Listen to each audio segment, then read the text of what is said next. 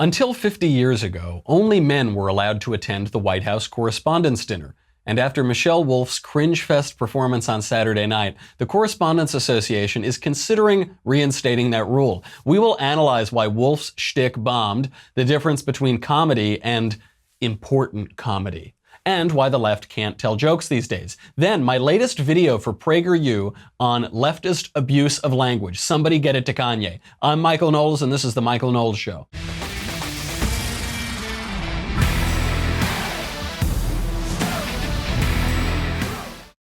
So there's a lot to get to today. It is also, I didn't mention this at the top, it's Cecile Richards' last day at Planned Parenthood. She's the maniacal ghoul who has run Planned Parenthood for a decade, and I'm sort of sorry to see her go. I'll explain why.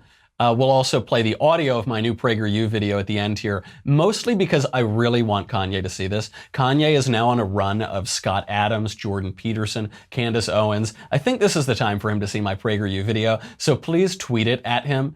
It's about language. It's about if you control the words, you control the culture. So, go find it on YouTube, tweet it at Kanye. I'd really appreciate that. We're really trying to expedite his process in political transformation here. Before we get to these things, because I want to analyze this Michelle Wolf thing bit by bit. There's a ton of fake news about it. Everybody's lying to themselves. Nobody thought it was funny. We will explain why. I actually know why her shtick failed. Before we get to that, we have to talk about a new sponsor, and one of the coolest sponsors ever. This is Little Bits. Little Bits is an award-winning platform of easy-to-use electronic building blocks for creating inventions large and small.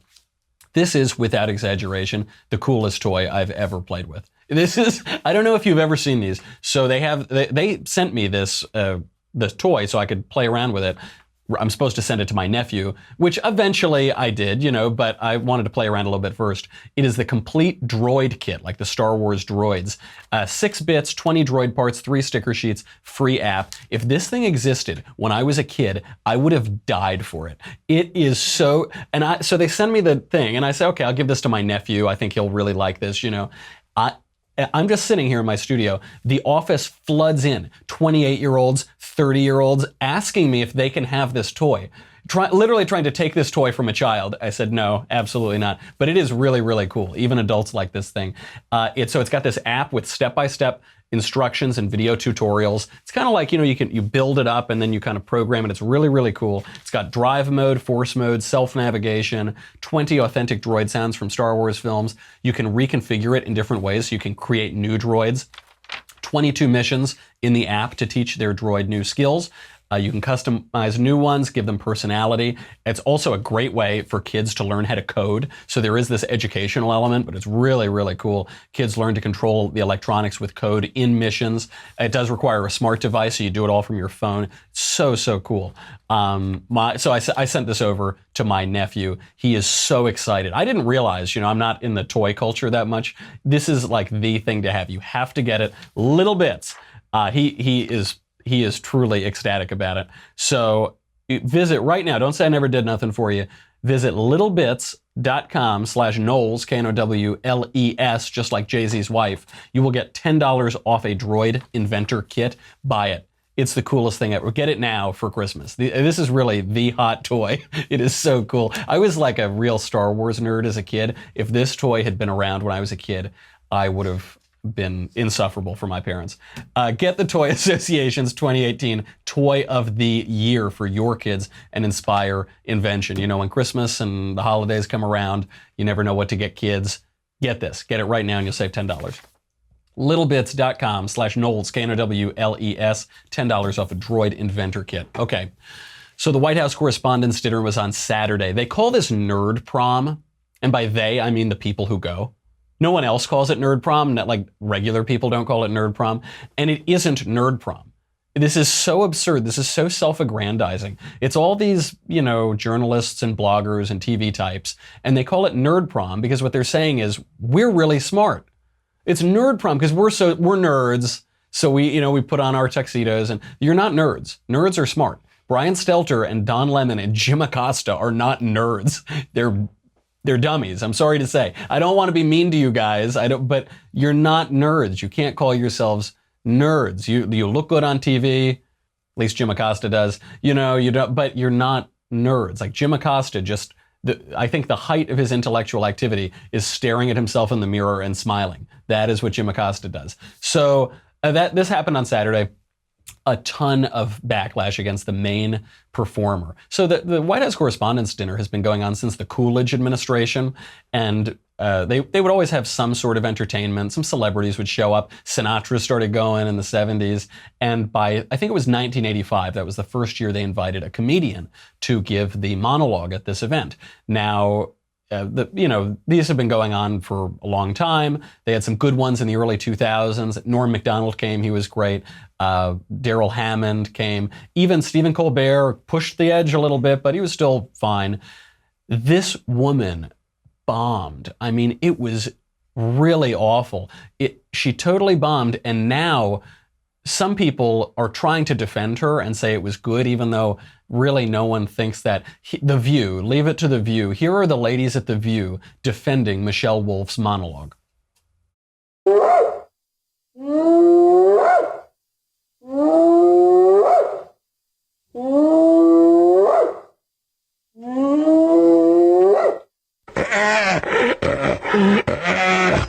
Oh, I'm sorry, that was just a bunch of cackling hyenas. Easy to confuse. Do we have the clip of The View? You guys gotta stop putting Kellyanne on your shows. All she does is lie. It's like that old saying, if a tree falls in the woods, how do we get Kellyanne under that tree? I'm not suggesting she gets hurt, just stuck.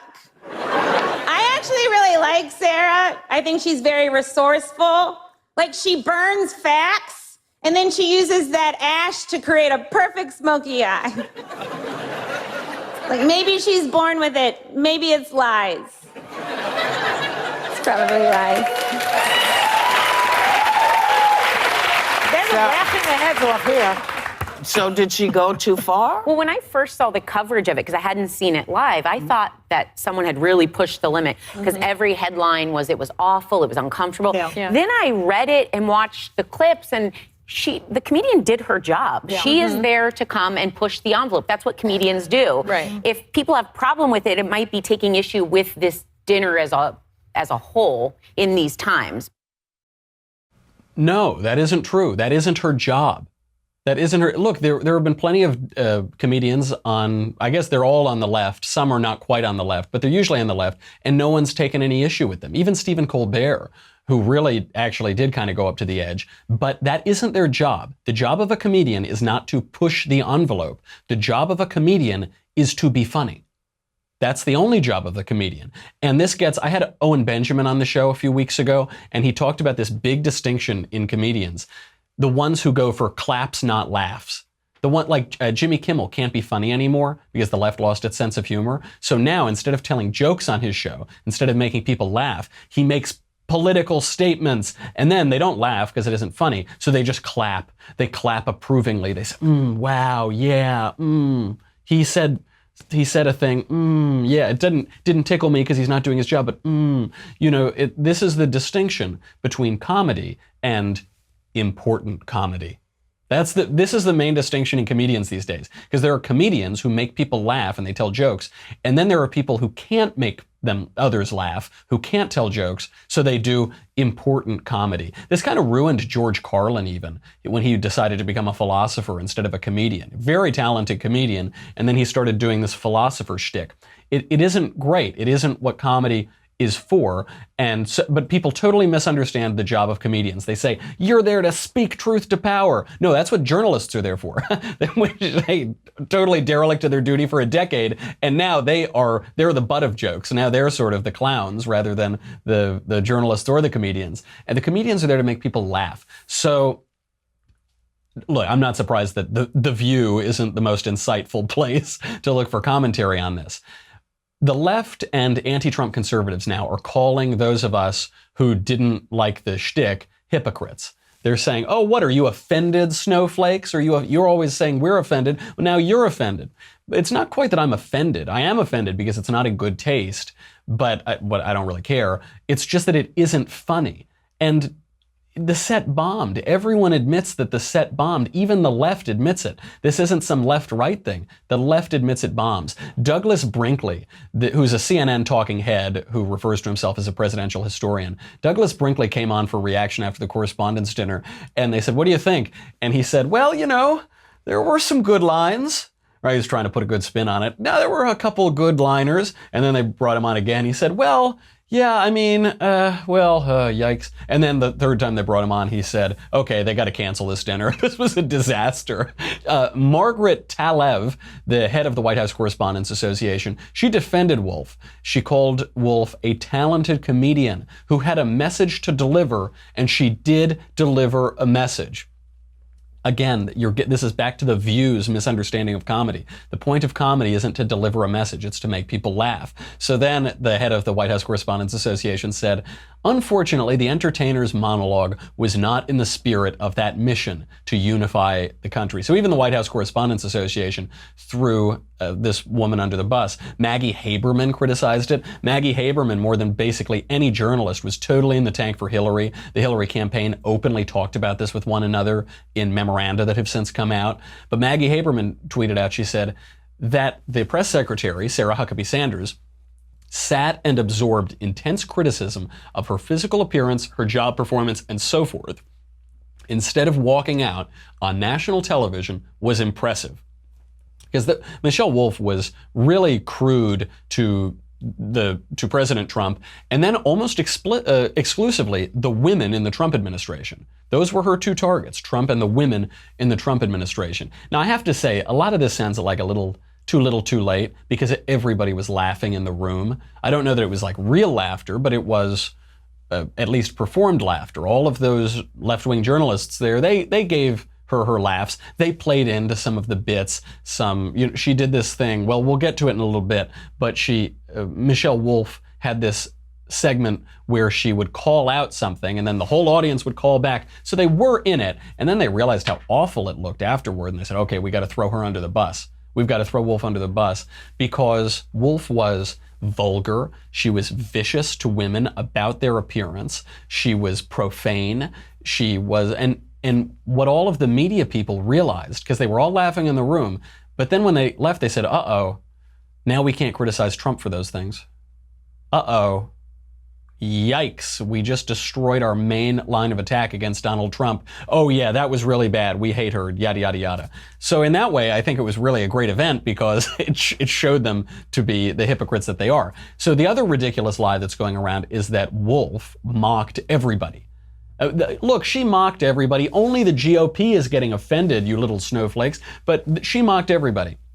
The Twitter description of the trending story of the White House Correspondents' Dinner, written by Twitter, said Wolf doled it out to everybody. Wolf tarred everybody.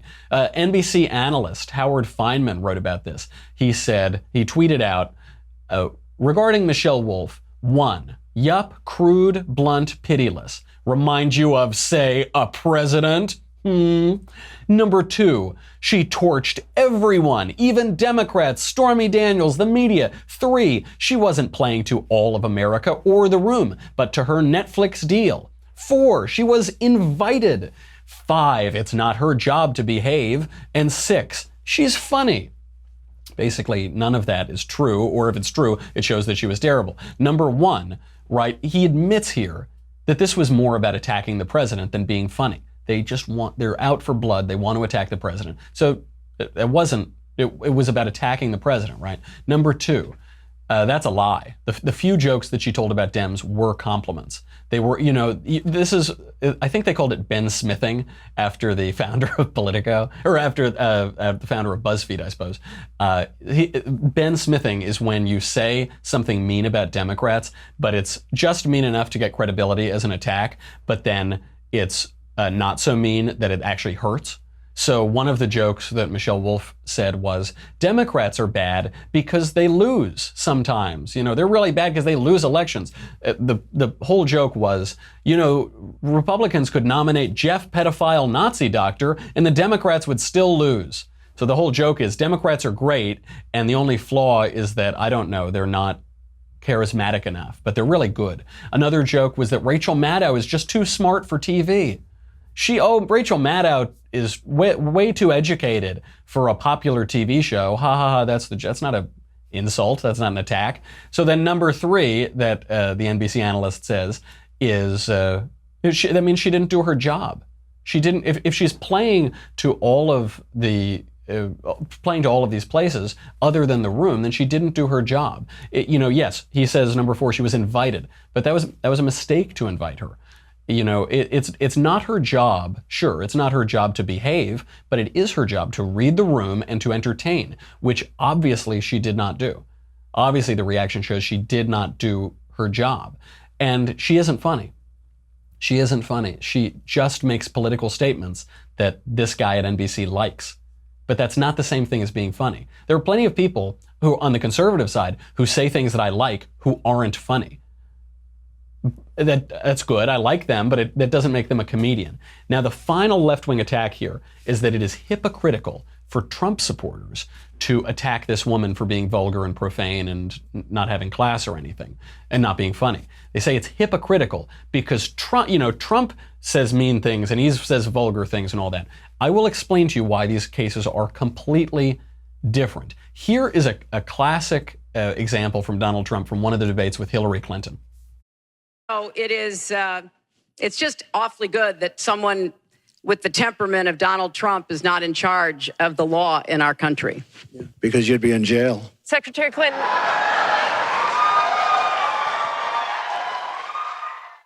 That is a very funny line. That shows a quick wit. It wasn't scripted. Michelle Wolf was reading from her script all night, but that was extemporaneous, very quick wit. Now, if Michelle Wolf were to try to do a joke like that, she would probably just yell in that nasal voice, "You're a criminal." That's what she was saying all night. "You lie, you're a liar, you lie." And so you're a criminal, but that's not funny.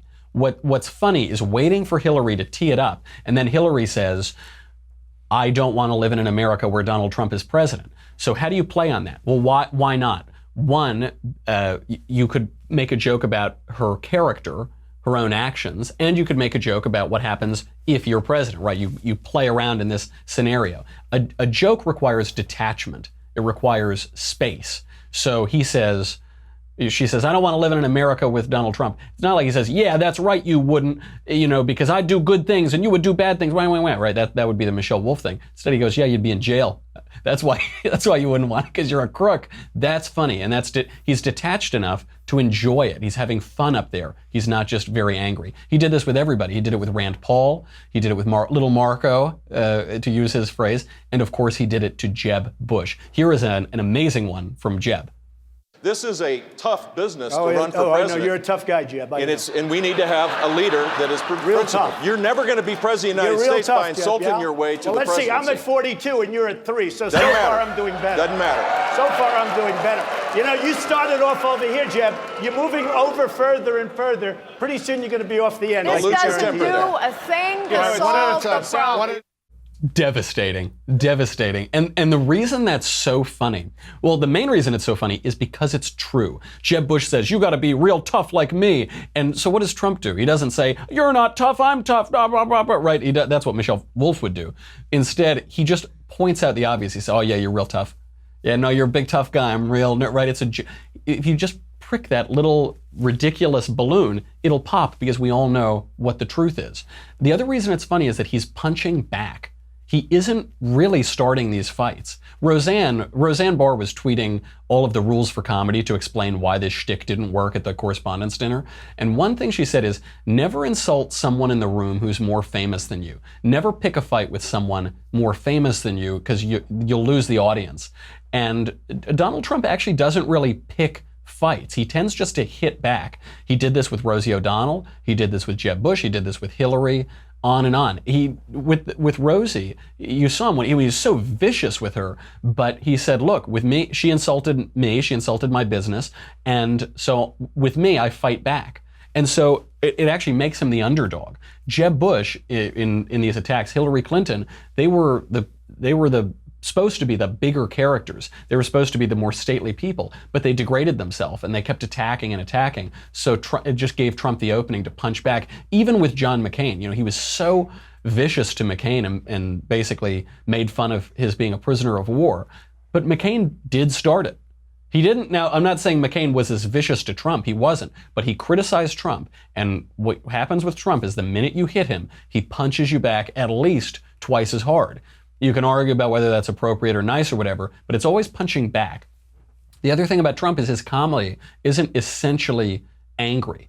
It plays on anger sometimes, but it's actually not angry in itself. It might be a facsimile of anger, but it's not really anger. Here's a great example of this. So I get a call from one of the reporters yesterday, and they said, the president of Mexico said they will not, under any circumstances, pay for the wall. What is your comment? I said, the wall just got 10 feet higher. It's true. It's true. Now, if he were really angry, there wouldn't be a joke there. He wouldn't know how to play on their reactions, right? He'd say, "You're not going to believe what they said to me, but they're not going to get away with this because da da da, and I'm blah blah blah, and you did this to me," and right? That would be the Michelle Wolf response. But the Trump response is, okay, they've thrown this one at me. I'm going to detach myself a little bit. How can I? Oh yeah, that's a funny joke. The wall just got 10 feet higher. Goes right out, and that's why it's funny. The Washington Post, where democracy dies in darkness, ran a trollish headline today because her performance is basically being universally condemned, but they ran the headline. They said, Michelle Wolf got it just right. This is how the piece goes. That Wolf's performance was not normal for the Correspondents' Dinner is a testament to its timeliness and necessity. Nothing is normal right now. So this is important comedy. That's what this is. It's not, we need to suspend the rules because it isn't normal. This isn't normal. This is why left-wing comedy is so insufferable. They're all doing this. They're doing this important comedy.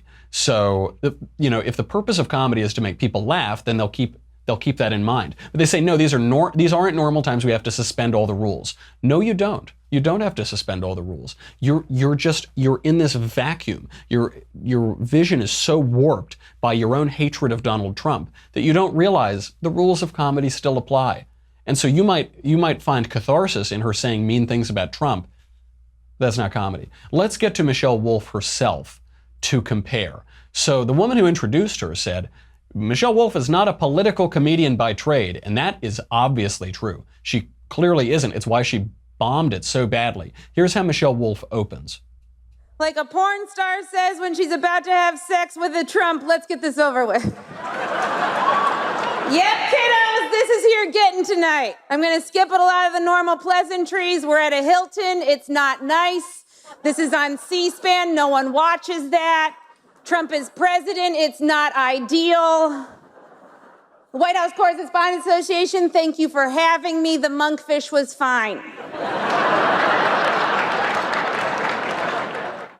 So that's how she opens. She opens up with this very easy joke about a porn star, right? And referring to Trump, just Trump, right? Not President Trump, not the sitting president, just Trump. It immediately begins with disrespect and an easy joke, a joke that anybody could make. And she addresses that. She said, this is not going to be nice. Everything about this is not nice. Right now, it's supposed to be this glitzy affair. Black tie, these journalists get to go out for a night and pretend that they're movie stars, there are celebrities there. So it is supposed to be elevated and a little glamorous. That's been the way it's been for decades and decades. It's a charity dinner. But she says, no, this ain't gonna be nice. I'm gonna make this unpleasant and tense and debased and ugly and just blah. Right, and so you already know where she's coming from. She's not coming from a healthy place. She's not coming from the kind of place where you would laugh and tell jokes. She's saying, this is a miserable time and you're going to be miserable with me. I identified 48 statements that she intended to be jokes. Because I watched the whole thing, I watched it, those parts of it a few times, and I was able to identify 48 lines that she would probably call jokes. They weren't quite jokes. I say that the Oxford English Dictionary definition of a joke is a thing that someone says to cause amusement or laughter, especially a story with a funny punchline. Now, forget that these didn't really have punchlines, a lot of them. A lot of the statements were just statements. They weren't jokes. They weren't intended to make people laugh. Maybe she wanted people to laugh, but they didn't follow the arc of what an actual joke is. So she'd say, so-and-so lies and is a liar. So-and-so is a disappointment to women. She used that line a bunch. Said, yeah, Ivanka Trump is a disappointment to women. But that isn't a joke. That's just an insult. But it's not insult comedy. It's just, you just don't, that's what you think. Okay, that's fine. So regardless, I wanted to include that because that's 48 statements that might have been intended to be jokes. A full 22 of them were just about genitals. And a 23rd flew directly from the genital to the scatological. So 23 are occurring below the waist, and 22 were just about genitals. I'm actually surprised she did this, because this sort of thing is a parody of bad female comedy. This is what you get from Amy Schumer when she's not stealing other people's jokes, and Sarah Silverman.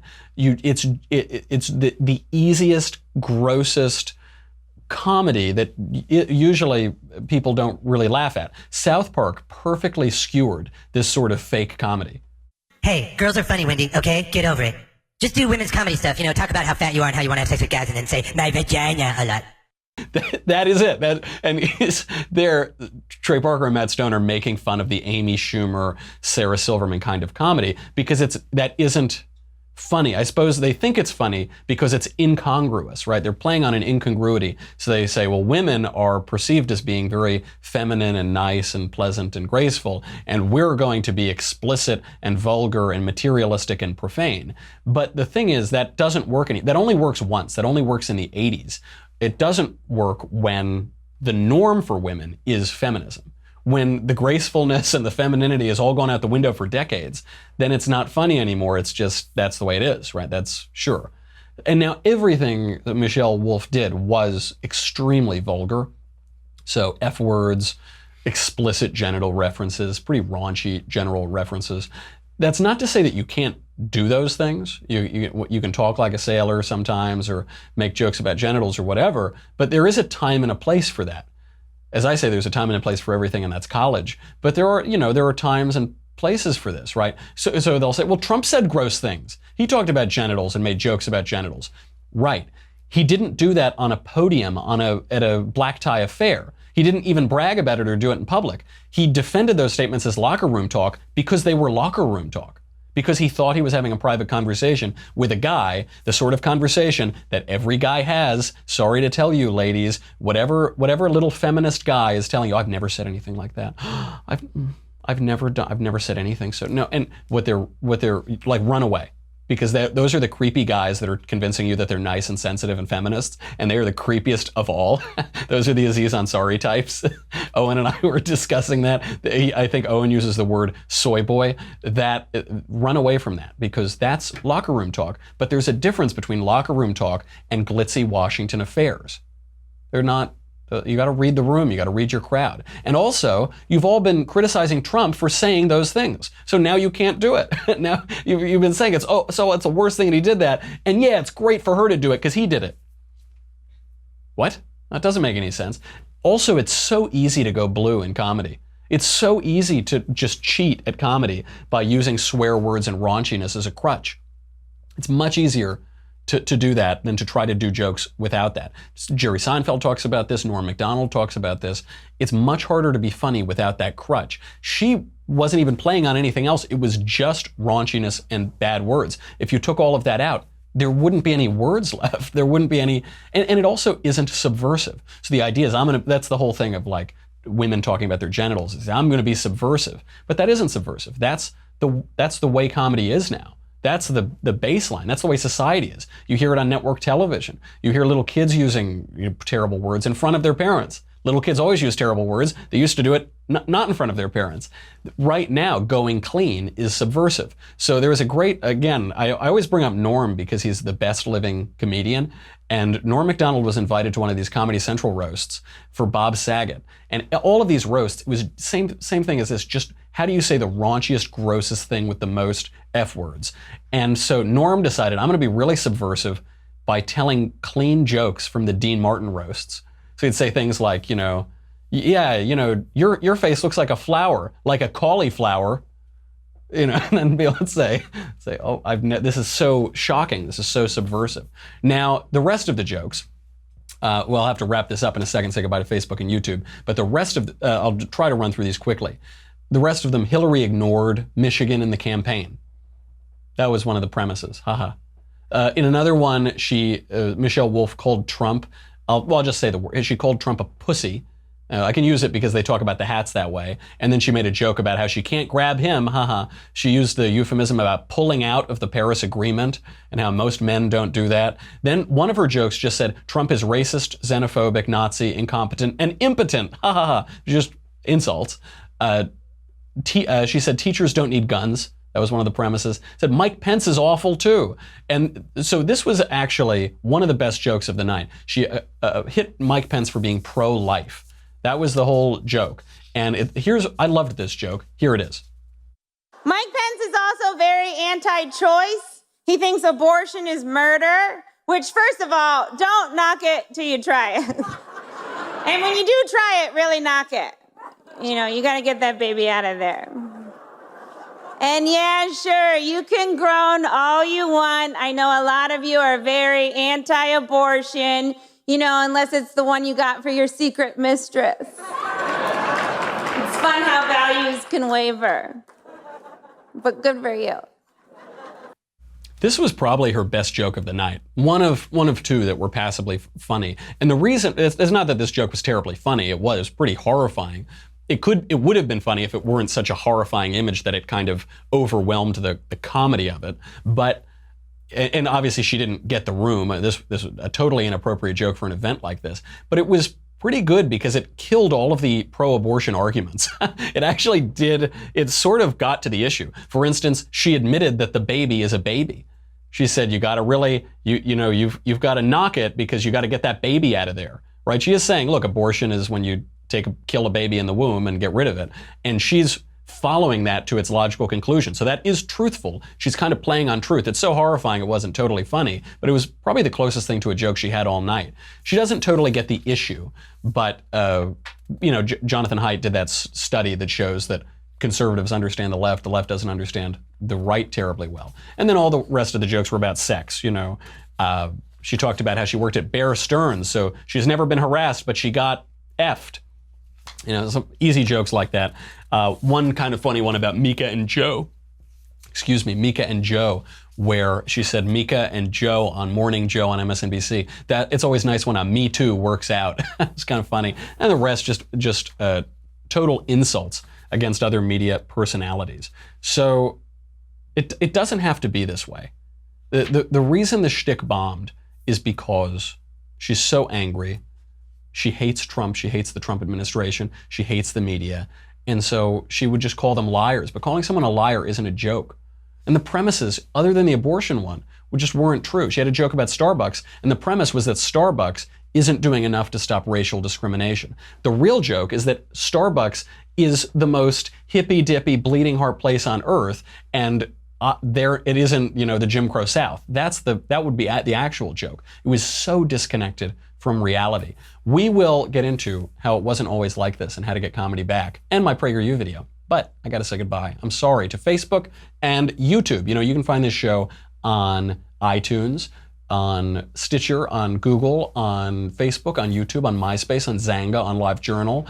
I think you can get it on AOL Instant Messenger still if you text that chatbot. I don't know. I mean, it's in a lot of places. Go check it out. Go to dailywire.com right now for the rest of the show. You're really going to want to watch this and the PragerU video.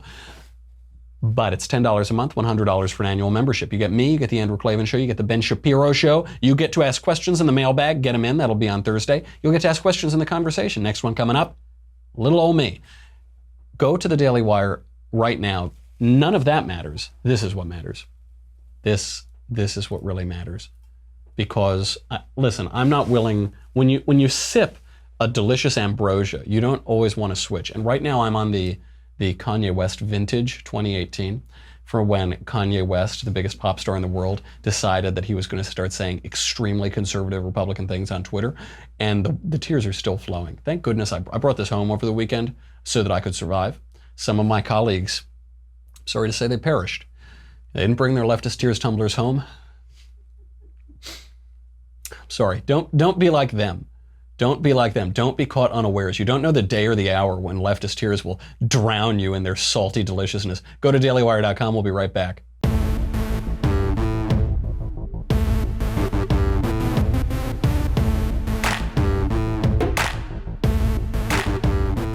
So it wasn't always like this. It wasn't always this vulgar and this crass and this gross, you know. It wasn't always this disconnected from reality at these dinners. I couldn't find a clip of performers at these dinners because they don't really have them available until recently. But here's a clip of President Kennedy from the 1962 White House Correspondents' Dinner. Here's just an idea of how it used to be. Like members of Congress, I have been, during the last few days over the Easter holiday, back in touch with my constituents and seeing how they felt. And frankly, I've come back to Washington from Palm Beach, and I'm against my entire program. Would you?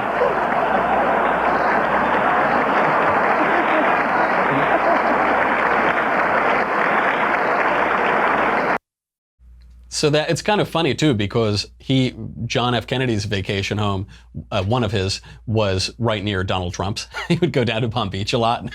Maybe he went to Mar-a-Lago, who knows? But it's just nicer. The Oscars used to be nicer too. The awards shows used to be nicer because there was something called glamour. And people say all the time, they say, I miss it when politics was civil. I hate Donald Trump because he's not civil. Our politicians aren't civil. If you want the politics to be civil, the culture has to be civil. If you want the culture to be civil, you have to be civil. You have to comport yourself with dignity and integrity and not be screaming and yelling and profane all the time. You know, people can say, they tweet out or they put on Facebook, you know, I effing hate this stupid whatever Michelle Wolf. You know, you're part of the problem, pal. That's not the sort of thing. It is degrading to swear frequently in public. That's not something, if you want things to be civil and nice, you have to behave in a nice and civil way. Roger Kimball, who is one of the great observers of culture, he got this exactly right at American Greatness. He wrote, quote, "The idea that there is certain conduct unbecoming a lady is anathema to Michelle Wolf. On the contrary, she wears her vulgarity like a badge of honor, happy to trade an hour of embarrassed titters for a lifetime of dishonor." And that's exactly right. You go up and you say, I'm going to get the applause of the crowd for 15 minutes, and I will permanently degrade myself. I will permanently be that woman who did those disgusting things. You know, that woman whose parents probably aren't very proud of that display, but I got the titters of the crowd for an hour. Not a good way to go through life. Comedy doesn't have to be debasing. It can be witty. It can be nice. It can be John F. Kennedy. It can be Bob Hope. It can be plenty of good comedians. It can be Woody Allen, for that matter. But when it becomes vile and mean and angry, not only is it debasing, and not only does it ruin the glamour and ruin the appeal of that entertainment, it isn't funny. It doesn't work. It actually works much better when the performer and the audience have dignity themselves. Okay, we've got, how many more minutes do we have? We got to burn through these things, huh? All right. Well, I really want to talk about Cecile Richards and why I'm going to miss her, but I'll abbreviate it. Cecile Richards, it's her last day at Planned Parenthood. She's a total ghoul, but she strengthened the pro-life movement. She did. We have a great debt of gratitude to her. Her bloodlust increased abortions at Planned Parenthood, absolutely true, but nationally, abortions decreased. In 2014, abortion hit a historic low in America, fewer than 1 million abortions. I know that sounds terrible. That's not like damning with faint praise, but that's the right direction to be going down. It's her last day there. She made the goals of Planned Parenthood pretty clear. She was there to murder babies. That's her job, and she took her job very seriously. She did her job very well, but we saw a lot of things come out of that tenure. There were those undercover videos from the Center for Medical Progress that showed members of Planned Parenthood, executives at Planned Parenthood, haggling over how much they could get for selling baby parts and organs and limbs, illegally selling them. They were haggling over numbers. And so I'm going to miss her. I mean, she showed Planned Parenthood for what it is. And I hope the next person can be so cartoonishly ghoulish. And I wish Cecile Richards a nice time for the rest of her days on Earth before an eternity of hellfire awaits her. Okay, I've got a PragerU video out today. This is about how the left uses language and how they destroy language. So I'll just play a little clip of it, and you got to go over and see it. You got to share it, and really, you've got to send it to Kanye West. Here's the video. What's in a word? Why does it matter whether we call someone who breaks the law to enter the country an illegal alien or an undocumented immigrant? What's the difference between a Christmas tree and a holiday tree? It's just semantics, right? Yes and no. It is just semantics, but semantics means the meaning of words. Words exist so that we might discriminate one thing from another. Without words, we have chaos. And it starts with the first words. A baby says mama to distinguish mommy from daddy. Words shape how we think. They color how we view the world. No one understands this better than the left. They are the masters of words because they know that words matter. The left has a special gift for euphemisms, soft words selected to sugarcoat harsh realities so as to make those harsh realities easier for us to swallow. But these soft words are insidious. So there's a lot more, and if you aren't watching right now, if you're not a subscriber, the artwork is phenomenal on this video. They did an incredible job on the artwork. Some people pointed out when they talk about swallowing soft words that Democrats give you, it's a little blue pill. So well done on that little Easter egg. The video goes on for, I think, another 4 minutes or so, but it's so important. It's this subtle point that a lot of people ignore because it's so easy to get wrapped up in the language of the left. But language is where the battles are won. It's where the culture is won. It's where the politics is won. The difference between a Christmas tree and a holiday tree is night and day. The difference between an undocumented worker or a future American or a refugee, asylum seeker, and an illegal alien, that is night and day. It totally shapes how we think about subjects. So please go over there, because really all I want is for Kanye West to tweet this video. He's so close, you know, he's hanging out with Candace Owens, he's watching Jordan Peterson videos, he's watching Scott Adams, and it's just the perfect moment. I think if we can get this in front of Kanye, it'll be over. He'll never take that MAGA hat off. So please tweet it at him and send it to him. And I hope you enjoy the video. Let me know what you think about it. Okay, that's our show. We'll just have to get to the rest of the news tomorrow. Until then, I'm Michael Knowles. This is The Michael Knowles Show. I'll see you tomorrow.